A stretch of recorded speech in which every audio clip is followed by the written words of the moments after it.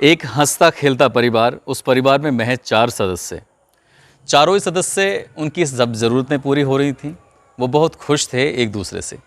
मगर एक दिन ऐसा होता है कि इस घर से गोलियों की आवाज़ें आती हैं। एक एक करके 4 लाशें उठ जाती हैं। इन चारों लाशों को देखने के बाद हर किसी के रोंगटे खड़े हो जाते हैं।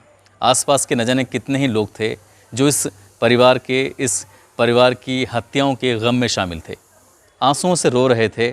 और एक शख्स ऐसा भी था जो सबसे ज़्यादा रो रहा था। उसकी आंखों में सबसे ज़्यादा आंसू थे, सबसे ज़्यादा गम था। मगर जब पुलिस ने इस घटना का खुलासा किया तो वाकई हैरान करने वाला खुलासा था। और उन हज़ारों लोगों की भीड़ में ही वो शख्स भी छुपा हुआ था जिसने इस हत्याकांड को अंजाम दिया था। आदाब, नमस्कार, सत श्री अकाल। मैं उस्मान सैफ़ी। आज की जो सच्ची घटना मैं आपको सुनाने जा रहा हूँ, ये सच्ची घटना है हरियाणा प्रदेश के ज़िला रोहतक की। ज़िला रोहतक का झज्जर चुंगी स्थित एक विजयनगर कॉलोनी है। और उसी विजयनगर कॉलोनी का 27 अगस्त की दोपहर लगभग 2 बजे के आसपास का वाक़या है। इस खुशहाल परिवार में लगभग 2 बजे के आसपास तड़ातड़ गोलियां चल रही थी। एक के बाद एक लगभग 7 गोलियां चलीं। हैरान करने वाली बात यह थी कि इन गोलियों की आवाज़ इस घर से बाहर नहीं गई, इस घर की 4 दीवारी में कैद होकर रह गई। 2 बजे के आसपास का वाक़या था। अब इस घर से कोई बचा था तो महज एक युवक बचा था, एक लड़का बचा था जिसकी उम्र लगभग 22 साल और नाम उसका अभिषेक। वो बीकॉम का छात्र है। अब उसने अपने इस परिवार से संपर्क साधने की कोशिश की। पापा को फ़ोन किया, माँ को फ़ोन किया, बहन को भी फ़ोन किया, मगर कोई भी सदस्य इसका फ़ोन नहीं उठा रहा था। ये थोड़ा घबराया हुआ था, परेशान था। दरवाजे बंद थे और कहीं भी अंदर जाने का रास्ता नहीं था। इसके बाद इसने अपने मामा प्रवीण को फ़ोन किया और कहा कि मैंने परिवार के सभी सदस्यों को फ़ोन किया है लेकिन कोई फ़ोन उठाने को तैयार नहीं है। मामा, कुछ तो गड़बड़ हुआ है, आप जल्दी से आ जाइए। मामा ने अपने भांजे का फ़ोन सुनते हैं और तुरंत ही पुलिस को इन्फॉर्मेशन दे देते हैं कि मेरे जीजा मतलब बहनोई के घर पर कोई बड़ा हादसा हो गया है, आप जल्दी से वहाँ पहुँच जाइए। पुलिस जैसे ही सूचना को पाती है तुरंत मौके पर पहुँच जाती है। पुलिस के जाने से पहले ही वहाँ सैकड़ों लोगों की भीड़ जमा थी। अब इंतज़ार था तो सिर्फ उसके अंदर जाने का। पुलिस दरवाज़ा खोलती है और दरवाज़ा खोलने के बाद नीचे वाले फ्लोर पर जाकर एक एक कमरों को तलाशना शुरू करती है, एक एक कमरों की तलाशी लेती है। जैसे ही एक दरवाज़ा खुलता है तो दरवाजे के अंदर एक लाश पड़ी हुई है, खून से लथपथ लाश। वो किसी और की नहीं थी, इस घर के मालिक प्रदीप मलिक उर्फ बबलू पहलवान की थी, जिसकी उम्र लगभग 45 साल। वो बेहद खूबसूरत और प्रॉपर्टी डीलिंग का काम करने वाला व्यक्ति और उसने अपनी ज़िंदगी में बहुत सारी मेहनत करके करोड़ों रुपए की संपत्ति एकत्र की थी। पुलिस ने इस शव को कब्जे में लेकर पोस्टमार्टम के लिए भेजा। उसके बाद पुलिस ने अपने सर्चिंग अभियान और तेज़ कर दिया। पुलिस को नीचे और फ्लोर पर कोई नहीं मिला, लेकिन जब वो फर्स्ट फ्लोर पर पहुंचती है तो फर्स्ट फ्लोर पर जाने के बाद प्रदीप की पत्नी खून से लथपथ पड़ी हुई थी, उसको भी गोली लगी हुई थी। इसके बाद उसकी सास जिसका नाम है रोशनी, और रोशनी को भी गोली लगी हुई थी, उसकी भी लाश पड़ी हुई थी। पुलिस ने इन तीनों शवों को, तीनों की लाशों को उठाकर पोस्टमार्टम के लिए भेज दिया। पुलिस का सर्च अभियान जारी था और पुलिस को यहाँ इस घर की बेटी जो खून से लथपथ थी, ज़िंदगी और मौत की जंग लड़ रही थी और वो बुरी तरह से घायल थी। पुलिस ने उसको उठाया और उठाने के बाद तत्काल ही उसे हॉस्पिटल पीजीआई में भर्ती कराया, जहाँ उसको उपचार के लिए भर्ती कराया गया था। उसका उपचार जारी था। पोस्टमार्टम से खुलासा होता है कि प्रदीप को 3 गोलियां मारी गई थीं, उसकी सास रोशनी को 2 गोलियां मारी गईं और पत्नी को 1 गोली मारी गई थी। इस हत्याकांड में एक दिलचस्प बात ये थी कि सभी की गोली माथे पे मारी गई थी, सर में मारी गई थी। यानी कि निशाना का जो था उसका बहुत अचूक था और उसका इरादा ही था कि सबको मारना है। अब इस परिवार का एक ही सदस्य था जो जिंदा था, बचा हुआ था, और इस परिवार के आखिरी सदस्य यानी बेटे अभिषेक ने परिवार के एक एक शख्स की चिता को मुखाग्नि दी। जब वो मुखाग्नि दे रहा था तो उसका रो रो कर बुरा हाल था। उसके आंसुओं को हर कोई महसूस कर रहा था। सबके आंसू सूख चुके थे लेकिन उसके आंसू नहीं सूखे थे। बस उसकी एक ही जिद थी कि बस मेरे पिता, मेरी माँ से मुझे एक बार तो मिला दो। लेकिन ऐसा उसे हो नहीं पाया, उसे मिलने नहीं दिया, क्योंकि जब गोलियां चली थीं तो चेहरे बिगड़ चुके थे, शायद उस बच्चे को, उस बेटे को ज़्यादा बड़ा झटका ना लगे, इसीलिए उसको, उन शवों को, उन लाशों को नहीं दिखाया गया। अभी वो इस गम से उभरा भी नहीं था कि 39 घंटे बाद उसकी बहन नेहा उर्फ तमन्ना की भी मौत हो जाती है। जैसे ही नेहा उर्फ तमन्ना की मौत होती है तो न केवल परिवार में रोष बढ़ जाता है बल्कि इलाके में भी रोष बढ़ जाता है, और जो पुलिस होती है उस पर कहीं ना कहीं दबाव बढ़ जाता है कि अब इस घटना का जितनी भी जल्दी हो सके खुलासा होना चाहिए।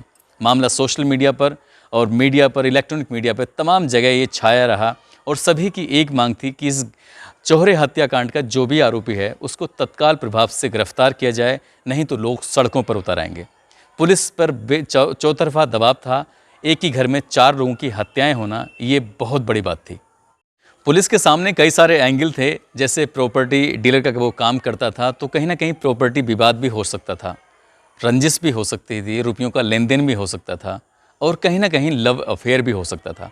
पुलिस अलग अलग बिंदुओं पर जांच कर रही थी और कम से कम 100 से ज़्यादा लोगों को वो पुलिस ने कुछ ही घंटों में तलाशना शुरू कर दिया, उनकी हिस्ट्री खंगालनी शुरू कर दी। लेकिन पुलिस इसमें नाकाम रही। कोई भी ऐसा सबूत हाथ नहीं लग रहा था जिससे वो हथियारों तक पहुंच सके। अब पुलिस पर लगातार दबाव बढ़ रहा था। आखिर कौन था? परिवार वालों से भी पूछताछ की जाती है। परिवार वालों से जब पूछताछ की जाती है तो परिवार वाले भी शक जाहिर करते हैं, तो अपनों पे ही शक जाहिर करते हैं। अब वो अपना कौन था, क्यों उसने इस हत्याकांड को अंजाम दिया, इसको लेकर जो मामा हैं, हालांकि मामा की तहरीर के आधार पर ही मुकदमा दर्ज किया गया था। जैसे जैसे उसको सूचना मिली वैसे वैसे उसकी धारा, उसकी तहरीर लिखी गई। बेटे से भी पूछताछ की गई, परिवार के अन्य सदस्यों से भी पूछताछ की गई, मगर कई घंटे, कई दिन बीत जाते हैं और सफलता नहीं मिलती। आखिरकार पुलिस ने जो आसपास के इलाके के सीसीटीवी कैमरे थे, लगभग 500 मीटर के दायरे में 20 से ज़्यादा सीसीटीवी कैमरे थे, उन्हें सभी को तलाशना शुरू किया, मगर उन सीसीटीवी कैमरे से भी कोई सफलता नहीं मिली। मिली तो एक संदिग्ध कार। उस कार के बारे में जानने की काफ़ी कोशिश की कि कौन है, कहाँ से आया है और क्या मतलब था। वो कार भी कहीं ना कहीं पुलिस के लिए बेकार साबित हुई। अब पुलिस वाकई बहुत ज़्यादा घिरती जा रही थी, दिन गुजरते जा रहे थे। आखिरकार पुलिस ने एक कार्ड खेला और वो कार्ड था अभिषेक उर्फ मोनू, जो प्रदीप मलिक का बेटा था। उससे पूछताछ करती है कि तुम कहाँ थे, तो बताता है कि जब ये घटना स्थल पर वो नहीं था, वो अपने दोस्त के साथ एक होटल में खाना खाने के लिए गया था। पुलिस जब होटल में जाकर पूछताछ करती है तो पता चलता है कि अभिषेक यहाँ पर खाना खाने के लिए आया ही नहीं था। अब पुलिस का शक कहीं ना कहीं धीरे धीरे यकीन में बदलने लगा कि हो ना हो इस घर का ही सदस्य इस हत्याकांड में शामिल है। प्रदीप का बेटा अभिषेक, जो इस हत्याकांड पे सबसे ज़्यादा आंसू बहा रहा था, सबसे ज़्यादा दुख व्यक्त कर रहा था, कहीं ना कहीं अब शक की सुइयाँ उसी की ओर इशारा करने लगीं। हालांकि पुलिस ने इस परिवार के एक एक सदस्य की मोबाइल की लोकेशन, CDR सब कुछ निकलवाया। वहाँ भी पुलिस के हाथ खाली थे और इस अभिषेक के फ़ोन की लोकेशन निकलवाई गई। उससे कुछ चीज़ें हाथ लगीं। पुलिस ने उसको अपनी गिरफ्त में लेने के बाद जब सख्ती से पूछताछ की तो उसने कहीं ना कहीं स्वीकार कर लिया कि वो ही इस हत्याकांड में शामिल है। पुलिस जैसे ही इसकी बार बार सवाल कर रही थी, इससे पूछताछ कर रही थी, तो वो हर बार अपना एक नया बयान बदलता था। हर बार नया बयान बदलने के पर ही पुलिस ने इसको अपनी गिरफ्त में लेना शुरू कर दिया और लगातार शिकंजा कसते चली गई।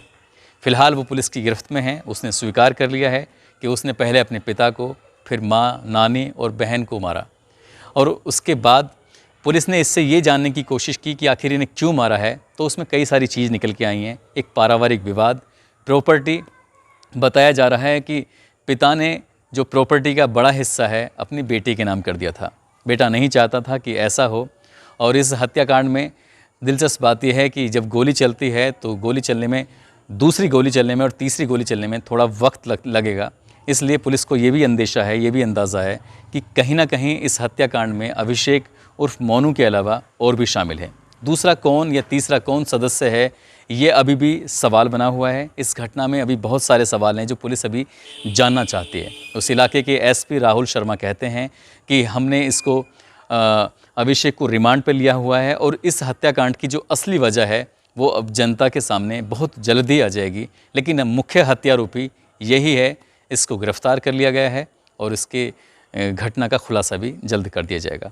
दोस्तों, कई बार ये जो किसी हत्याकांड में, किसी मर्डर में आंसू वाली बात जो होती है, पुलिस कई बार उस पर शक करती है, लेकिन वो करीबी होता है इसलिए उस पर एकदम से हाथ नहीं डालती है, क्योंकि यदि उस पर हाथ डाल दिया तो जनता का रुख है, जनता का जो आक्रोश है वो पहले से ही काफ़ी है, और घर के सदस्य को उठाने का मतलब है कि और आक्रोश न बढ़ जाए यदि वो निर्दोष हुआ तो।